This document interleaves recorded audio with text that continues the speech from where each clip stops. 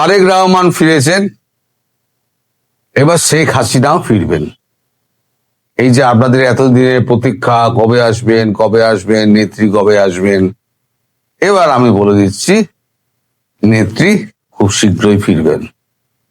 কবে ফিরবেন না ফিরবেন সেটা বলার আগে একটু প্রাথমিক অন্য জিনিসগুলো একটু চর্চা করে নিই, তাহলে ওই প্রসঙ্গে আসতে আপনাদের সুবিধা হবে। এখন তারেক রহমান এসছেন, তারেক রহমান 300 ফিটের যে জায়গা, সেখানে তার সংবর্ধনা সভা টভা হয়েছে। যত লোক আসার কথা ছিল, কতটা এসছে সেটা আপনারা বিচার করবেন। তবে 2011 সালে মমতা বন্দ্যোপাধ্যায় যখন জনপ্রিয়তার চূড়ান্ত শিখরে, আমাদের ময়দানের আয়তন হচ্ছে 61 একর টোটাল ময়দানের আয়তন। সেখানে 15 লাখ লোক জড়ো হয়েছিল। 15 লাখ, সেটা ছিল ছুটির দিন। 15 লাখ লোক যখন সভা ভেঙেছিল, ছুটির দিনেও কলকাতা অচল হয়ে গেছিল। এখন 300 ফিটে কত লোক হয়েছে সেটা আপনারা নিজেরাই বিচার করে নিতে পারেন। এই বিষয়ে আমার কোনো মন্তব্য নেই। তবে হ্যাঁ, শেখ হাসিনা ফিরলে পরে আপনারা কত লোক তাকে রিসিভ করতে যান, আমি এখন সেটা দেখব। তো শেখ হাসিনার কথায় পরে আসছি। গতকালকে সকালে যে মিটিংটা শেষ হয়েছিল, মুলতুবি হয়ে গেছিল, সন্ধ্যায় সেই মিটিংটা হয়েছে। গতকাল সকালবেলা ইউনূস সাহেব একটা কথা বলেছিলেন যে আমরা নির্বাচনী ট্রেনে উঠে পড়েছি, এখন আর সংযোজন বিয়োজন করার এখন কোন রকম সুযোগ নাই। আর ওদিকে ওয়াকারও হুঁশিয়ারি দিয়েছিলেন যে খলিলুর রহমানকে নিলে পরে তিনি দেশ অচল করে দেবেন। এখন এই খবরটা যখন ভারতের কাছে আসে, তখন সেনাপ্রধান তখন ওয়াকারুজ্জামানকে ফোন করেন, আমাদের দ্বিবেদী সাহেব ফোন করে উনি বলেন যে কারো ব্যক্তিগত পছন্দ অপছন্দ নিয়ে দেশ চলে না। যেখানে আন্তর্জাতিক ভাবে এবং বিশেষ করে ভারত যখন চাইছে, তখন আপনাকে সেইভাবেই চলতে হবে। এখন ভারত কি চাইছে, প্রশ্নটা হচ্ছে সেটা। ভারতের যে এনেছে অজিত দোভাল, তার সঙ্গে এই খলিলুর রহমানের সম্পর্ক ভালো, এটা আমি আগেও বলেছি, আবার বলছি। এবং বেশ পছন্দ করেন আমাদের এনেছে অজিত দোভাল, তিনি বেশ পছন্দ করেন খলিলুর রহমানকে। তো যখন এই খলিলুর রহমানকে যখন এ কথা নিয়ে আপত্তি যখন সেনা প্রধান তুলেছিলেন ওয়াকারুজ্জামান, তখন ওয়াকারুজ্জামানকে আমাদের অজিত দোভাল সেনা প্রধান মারফত এই বার্তাটি পাঠিয়ে দেন। সন্ধ্যার সময় তার স্বরাষ্ট্র উপদেষ্টা এবং পররাষ্ট্র দুটো একসঙ্গে, স্বরাষ্ট্র এবং পররাষ্ট্র দপ্তরের তাকে উপদেষ্টা বানানো হচ্ছে। আর এই যে খোদাবক্স চৌধুরী, যিনি শেখ হাসিনার সময় যে গ্রেনেড বিস্ফোরণের যিনি আইজিপি ছিলেন সেই সময়, তাকে ছাঁটাই করা হচ্ছে। এই দুটো ফাইনাল হয়ে গিয়েছে। আর একজন উপদেষ্টার উপরে দায়িত্ব দেওয়া হয়েছে, মানে ইউএস যা বলেছে, মানে আপনারা সবই জানেন, সার্জিও গোরের সঙ্গে কথাবার্তা হয়েছে, যে সুপারিশগুলো সার্জিও গোর করেছেন সেগুলো বাস্তবায়ন করার জন্য একজন উপদেষ্টা, তার নামটা আমি জানতে পারিনি, তাকে দায়িত্ব দেওয়া হয়েছে। তিনি এই আইএসআই, তারপর আইসিস, তারপরে আপনার যে সমস্ত তুর্কি যে সমস্ত লোকজন রয়েছে, তাদেরকে ফেরানোর ব্যাপারে তিনি উদ্যোগী হয়ে কাজকর্ম করবেন। সেই কাজটা আজকে থেকে শুরু হয়ে গিয়েছে। এছাড়া জঙ্গি দমন টমন নিয়ে যে সমস্ত কাজগুলো করার, সেগুলো করা হচ্ছে। এদিকে জামাতের আমির তিনি বলেছেন যে আমাদের 8 নেতাকে আমাদের এসএফ এর সুরক্ষা দিতে হবে। যদি তারেক রহমান পায় তাহলে আমরা কেন পাবো না? কারণ আমরাই 95% আমরাই কাজ করেছি, এই জুলাই বিপ্লবের কাজ করেছি। 5% বাইরের লোক ছিল। মানে ছাত্ররা যেটা করলো সেটা জামাত খেয়ে নিল। ওই জন্য আমি অনেক আগে বলেছিলাম যে আন্দোলন হাইজ্যাক হয়ে গিয়েছে। এখন মিলছে আমার সেই কথা 1 বছর 1.5 বছর আগে পুরনো বলেছিলাম যে আন্দোলন, কিন্তু ছাত্রদের আন্দোলন হাইজ্যাক হয়ে গিয়েছে। হাইজ্যাক কার হাতে হয়েছিল? এই জামাতের হাতে, এনসিপির হাতে, কয়েকটা ছেলেপিলের হাতে। যে এখন জলের মতো পরিষ্কার হয়ে গেল। তো তারা এখন এসে এবং তারা বাড়তি নিরাপত্তাও চেয়েছে। এবার বুঝতে পারছে যে অবস্থা খারাপ হবে। এখন মার্কো রুবিওর সঙ্গে জয়শঙ্করের একটা কথা হয়েছিল, সেটা হচ্ছে দীর্ঘ কথা হয়েছিল, একটা কথা নয়, দীর্ঘ কথা হয়েছিল বেশ কয়েকবারের মধ্যে। তার মধ্যে নির্যাস যেটুকু ছিল যে ভারত যেন আর গুঁ করে বসে থাকে না থাকে, যে প্রধানমন্ত্রী হিসেবেই তাকে ফেরানো হবে, এই গুঁ ধরে যেন না বসে থাকে। ভুল মার্কিন যুক্তরাষ্ট্র করেছে, সেই ভুল আমরা সংশোধন করার চেষ্টা করছি, আপনারা একটু মানিয়ে নিন। অজিত দোভাল এই কথাটা গিয়ে শেখ হাসিনাকে বলেন। শেখ হাসিনা বলেন যে আমি বরাবরই বলছি, আমি প্রধানমন্ত্রী হিসেবে ফিরে গেলেও আমি পার্লামেন্ট ভেঙে দিয়ে নির্বাচনে যেতাম। এখন যখন সবাই মিলে আন্তর্জাতিকভাবে সবাই চাইছে যখন ইনক্লুসিভ নির্বাচন, আমিও গিয়ে নির্বাচন করব, অংশ নেব।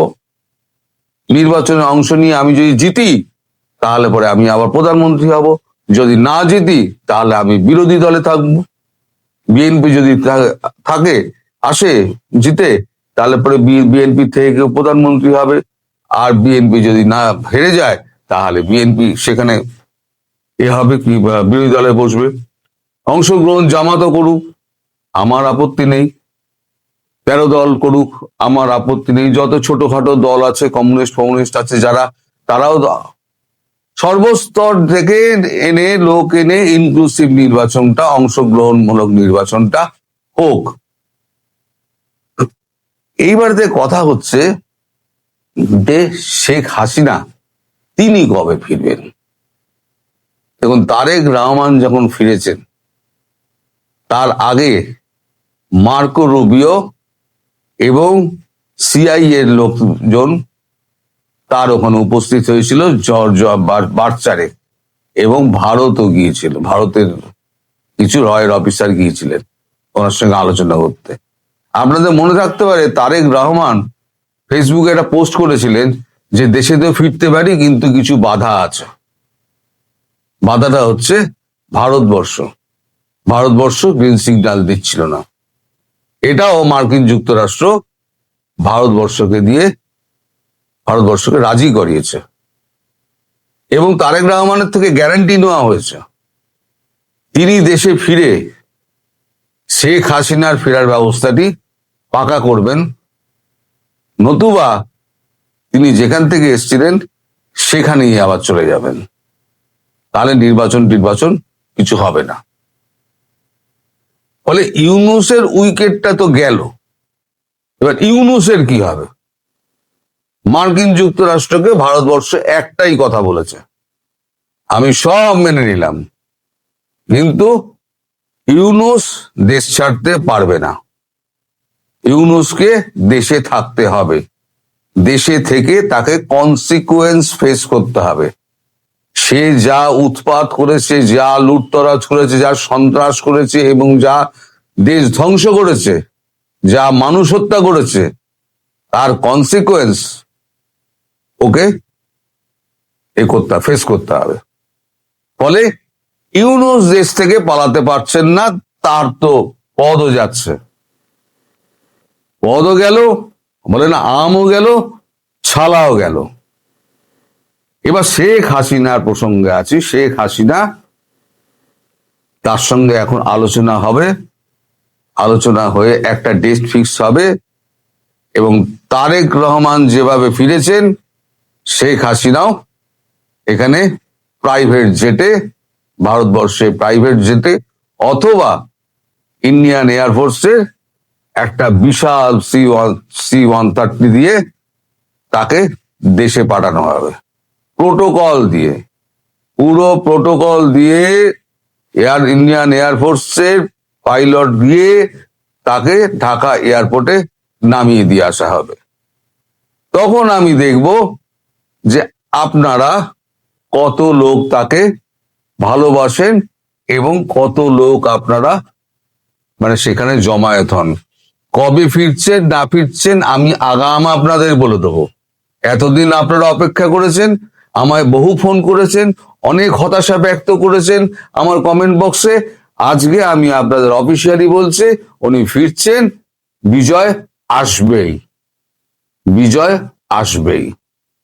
দ্বিতীয় কথা, কাল যে আমি মোদিজি সম্পর্কে বলেছি, তাতে একটা ব্যাপক প্রতিক্রিয়া সৃষ্টি হয়েছে আমাদের দেশে। দিল্লি থেকে বেশ কয়েকটা আমার ফোন টোন এসছে, আমাকে বলা হয়েছে কেন আপনি এটা বললেন।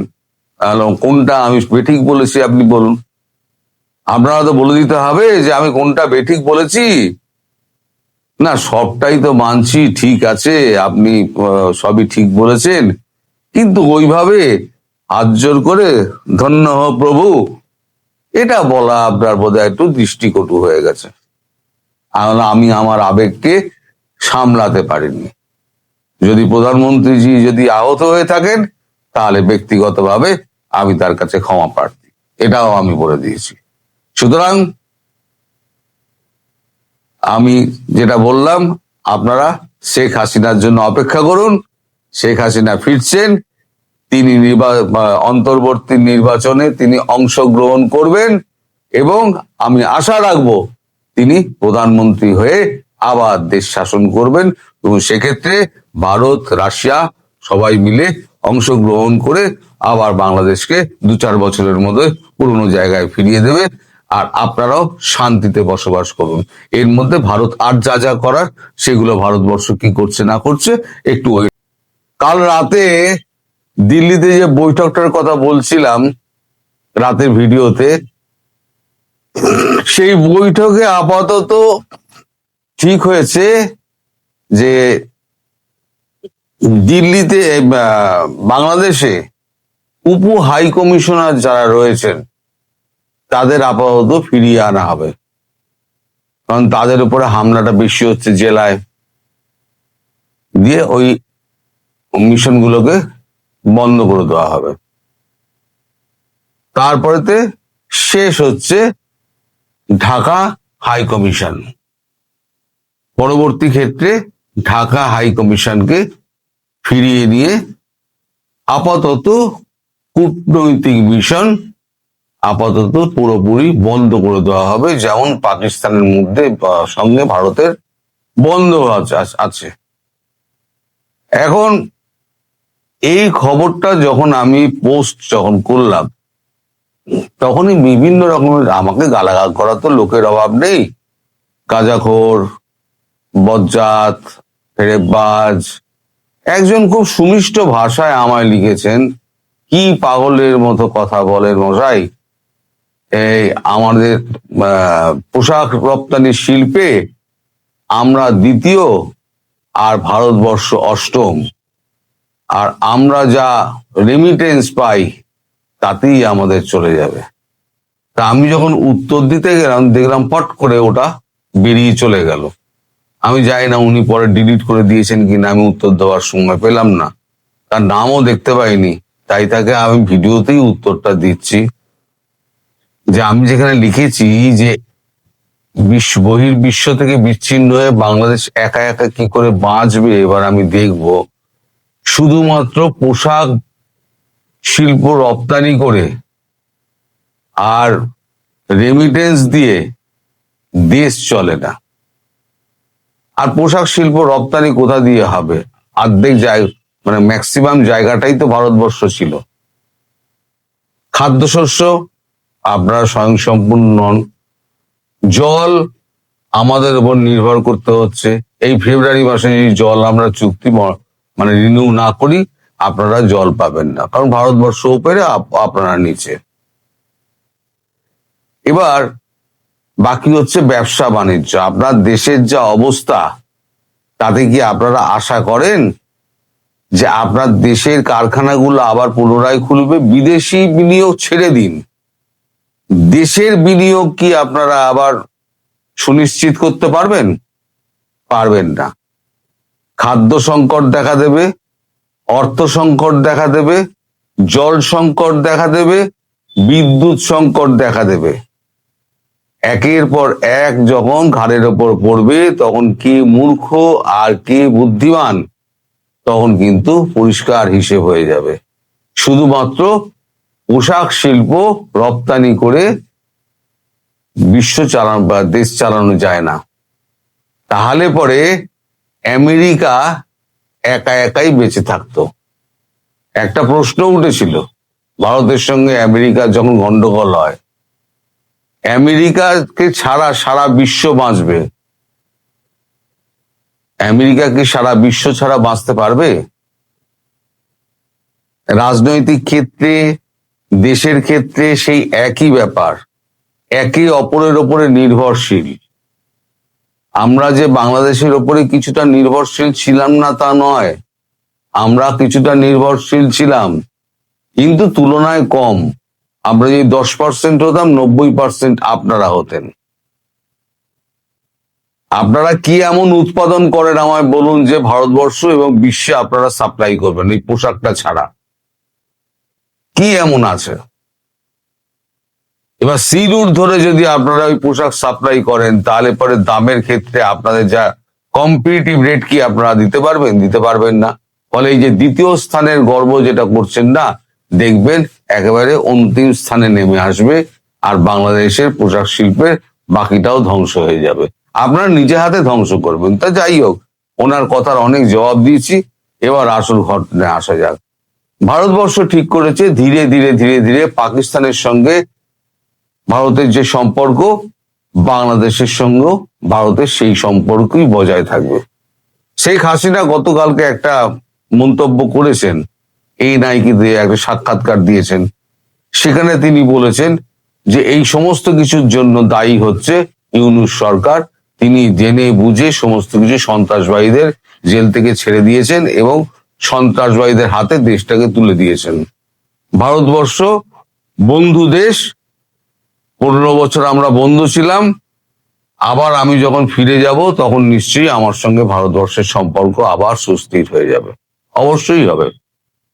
যে কোনো গভর্নমেন্ট এলে তার সঙ্গে ভারতবর্ষ কাজ করতে, শুধু আওয়ামী লীগ নয়, নির্বাচিত সরকার যদি জামাত না আসে, নির্বাচিত সরকার এলে ভারতবর্ষ কাজ করবে। কিন্তু এই মানে এই উগ্রবাদী সন্ত্রাসবাদী এই সরকার ইউনূস, তার সঙ্গে ভারতবর্ষ কাজ করবে না। কারণ এদের প্রাণ সংশয় হয়ে যাবে যে কোনো দিন। একটা কূটনৈতিক মৃত্যু কর্মীর যদি মৃত্যু হয়, বা কোনো কূটনৈতিক যদি মিশনের লোকের মৃত্যু হয়, তাহলে সারা বিশ্বে আপনাদের একেবারে ডামাডোল বেজে যাবে। ভারতবর্ষের তো বাঁচবেই। সুতরাং ভারতবর্ষ সেই রিস্কটা কখনোই নেবে না। তার আগে সবাইকে ফিরিয়ে নেবে, দিয়ে তালাচাবি বন্ধ করে দাও, তুমি তোমার মতো থাকো, আমি আমার মতো থাকি। নির্বাচন ডক্টর ইউনূস নেবে না। তিনি একটা সন্ত্রাসবাদী, তিনি সন্ত্রাসের রাজত্ব কায়েম করে বসে থাকতে চান। তিনি দেশের যার জন্য যারা বিদেশে গিয়ে লড়াই করার জন্য শহীদ হয়ে ফিরে এলেন, সেই সৈনিকরা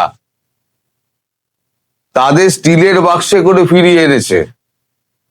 সেটা স্টিলের বাক্স সমেত চলে গিয়েছে কবরে, অথবা বাইরে বের করে স্টিলের বাক্সটা কাঠের বাক্সও পরিণত হয়নি, কফিনে যেটা কফিন হয় তাতে পরিণত হয়নি, তাতে একটা জাতীয় পতাকাও তাতে লাগানো হয়নি। শ্রদ্ধা এমনই, সেখানে সরকার প্রধান উপস্থিত হলেন না। উপস্থিত হলেন কোথায়? হাদির ওখানে। হাদির ওখানে মাথায় একটা টুপি দিয়ে জব্বা পরে তিনি ওখানে কিন্তু উপস্থিত হলেন। সুতরাং এই সরকারের যে প্রধান মোহাম্মদ ইউনূস, তিনি কি চাইছেন সেটা কিন্তু পৃথিবীর মানুষ জেনে গিয়েছে। বিশেষ করে আমেরিকা বুঝে গিয়েছে যে এ হাতের বাইরে চলে গিয়েছে গেম। এখন আমেরিকার দুটো আপনার ড্রিল হওয়ার কথা ছিল। একটা ড্রিল হওয়ার কথা ছিল ইউএস আর্মি আর বাংলাদেশ আর্মির মধ্যে শীতকালীন একটা ঠাকুরগাঁওতে 26-27 একটা ড্রিল হওয়ার কথা ছিল, সেটা জয়েন্ট ড্রিল, সেটা ক্যান্সেল হয়ে গিয়েছে। আর ইউএস নৌবাহিনী আর বাংলাদেশ নৌবাহিনীর মধ্যে চাঁদপুর এবং মেঘনা নদীর ওপরে যে মহড়াটা হওয়ার কথা ছিল, সেই মহড়াটাও বন্ধ হয়ে গেছে। ইউএস বুঝতে পেরে গেছে যে এ রুগী আইসিইউতে চলে গেছে, এই রুগীর ওপরে আর শ্বাসযন্ত্র, নকল শ্বাসযন্ত্র দিয়ে, বহিঃশ্বাসযন্ত্র দিয়ে একে আর বাঁচানো যাবে না। এ সিরিয়ায় চলে গেছে, একে আর ফেরানো যাবে না। গেম হাতের বাইরে চলে গেছে। তো এখন ভারতবর্ষ যেমন পাকিস্তানের সঙ্গে লড়াই করে, তেমনি লড়াই করবে। যদি আমাদের এখানে কিছু হয় তাহলে লড়াই করবে। আর কূটনৈতিক মিশন যদি বন্ধ হয়ে যায়, তাহলে এমনি খাদ্যপণ্য, জল সরবরাহ থেকে আরম্ভ করে, বিদ্যুৎ সরবরাহ থেকে আরম্ভ করে সমস্ত বিচ্ছিন্ন হয়ে যাবে। কারণ একটা দেশের সঙ্গে সম্পর্কই বিচ্ছিন্ন হয়ে গেল, তাহলে তাকে আর পাঠানোর কি দরকার? সে পয়সা দিলেও তাকে পাঠানো হবে না। পাকিস্তান পয়সা দেয়, দিতে চায়, পাকিস্তান সম্পর্ক স্থাপন করতে চায়, ভারত করে না। ভারতের ইচ্ছের ব্যাপার, ভারত তখন করবে না। এবারে একা একা বাঁচুন। ভারত বিরোধিতা তো, ওই যে বলি, মাঝে মাঝে বলি না, ফাঁকা পেট আর ফাঁকা পকেট অনেক কিছু শিখিয়ে দেয়। যাও, ঠিক আছে, এবার যখন বন্ধ হবে তখন বন্ধ হবে। আপাতত এই সিদ্ধান্ত হয়েছে, তারপর ধীরে ধীরে আগে উপ হাই কমিশনাররা ফিরে আসবে, তারপর আমাদের হাই কমিশনার বাংলাদেশ থেকে তিনিও ফিরে আসবেন। এখন শুধু সময়ের অপেক্ষা, আপনারা দেখতে থাকুন। এবার আপনাদের বাংলাদেশের কিছু কথায় আসি। সেটা হচ্ছে আপনাদের জাহাঙ্গীর আলম, যিনি স্বরাষ্ট্র উপদেষ্টা, তিনি পদত্যাগ করেছেন। গতকাল রাতে তিনি পদত্যাগ করেছেন। তিনি তার ঘনিষ্ঠ মহলে বলেছেন যে মৌলবাদীদের এই যে চরম আচরণ তিনি আর বরদাস্ত করতে পারছেন না, ফলে তিনি পদত্যাগ করেছেন। তিনি আর একটা এতে রয়েছেন, পদে রয়েছে, সেটা হচ্ছে কৃষি উপদেষ্টা, সেটা থেকে কিন্তু উনি পদত্যাগ করেননি। আর স্বরাষ্ট্র সচিবের আপনার এতে স্বরাষ্ট্র মন্ত্রণালয়ে স্পেশাল অ্যাসিস্ট্যান্ট করা হয়েছে জসিমউদ্দিন রহমানের আত্মীয় খোদাবক্স চৌধুরী। জসিমউদ্দিন রহমানিকে আপনারা নিশ্চয়ই চেনেন। তার আত্মীয় খোদাবক্স চৌধুরী, তাকে মানে বেছে বেছে, একেবারে সন্ত্রাসবাদীদের বেছে বেছে আনা হচ্ছে। খোদাবক্স চৌধুরীকে স্পেশাল অ্যাসিস্ট্যান্ট হিসেবে নিয়োগ করা হয়েছে। ধর্মমন্ত্রী ফারুকি আজম, তিনি এখন থেকে স্বরাষ্ট্র মন্ত্রক দেখবেন। আর থাকছেন জাহাঙ্গীর আলম, দেখবেন না, এখন স্বরাষ্ট্র মন্ত্রক দেখবেন ফারুকি আলম। ইউএস আবার একটা অ্যাডভাইজারি জারি করেছে, বলেছে 8:30 আজকে সকালবেলা 8:30 নাগাদ একটা অ্যাডভাইজারি জারি করেছে। যারা ওখানে স্বল্প সময়ের জন্য গিয়েছেন তারা দ্রুত সময়ের মধ্যে ফিরে আসুন। আর যারা দীর্ঘ সময়ের জন্য ওখানে কাজে আছেন তাদের ম্যাক্সিমাম আমরা ফিরিয়ে দিয়েছি। যারা খুব প্রয়োজনে রয়েছেন তারা নেহাত কাজ ছাড়া ঘরের বাইরে বার হবেন না। এখন পাকিস্তান টাইমস একটা খবর করেছে, সেখানে তারা বলছে ঢাকার জন্য 10 ঘন্টা ব্যাপী একটা সতর্কতা। পাকিস্তান টাইমস, আমি খবরটা পড়িনি, কিন্তু আমায় একজন পড়ে জানালেন যে এই ব্যাপার। পাকিস্তান টাইমস তারা পর্যন্ত ডনের পরেই যার স্থান, ডন হচ্ছে প্রথম প্রথম পাকিস্তানে, তারপরেই হচ্ছে পাকিস্তান টাইমস। তো পাকিস্তান টাইমস যখন খবরটা করছে তখন দায়িত্ব নিয়ে হয়তো খবর করছে। আগামী 10 ঘন্টার মধ্যে কি হবে না হবে তা আমি জানি না, পাকিস্তান টাইমস লিখেছে এইটা। এখন দেখা যাক সামনে কি হয়। আমি তো গাঁজাবাজ গুলিবাজ যা পারি আমি বলে দিই, এবার যখন এক এক করে সত্যি প্রমাণিত হবে তখন ভুক্তভোগী কি হবে? এই গাঁজাবাজ হবে না, এই কি বলে গাঁজাখোর হবে না, মিথ্যেবাদীও হবে না, আর বেকুবও হবে না। হবেন কে? আপনারা। আপনারাই তখন গাড্ডায় পড়বেন। সবাইকে তখন বরাবরের মতো